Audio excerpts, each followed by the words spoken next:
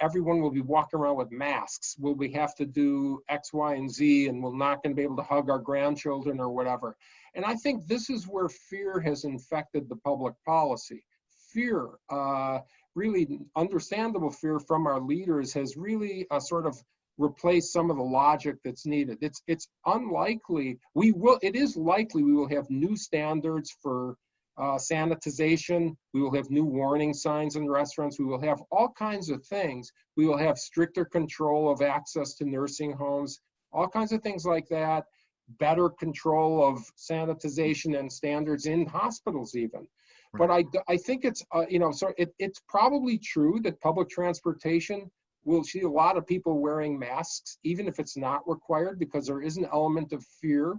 Right. As well as some validity in using face coverings. But in terms of requiring all restaurants to have 6-foot spacing between individuals in restaurants, I just think that's not science-based. And I think eventually logic and science will prevail in the public right. policy as the people get more used to going back and re-entering.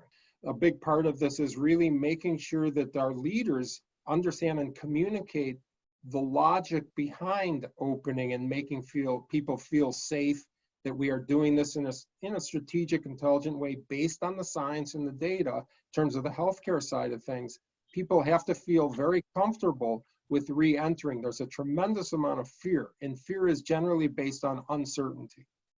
When people look at what's being said, you got to be careful about what you read and understand that there's a tremendous amount of knowledge now about what's happening here.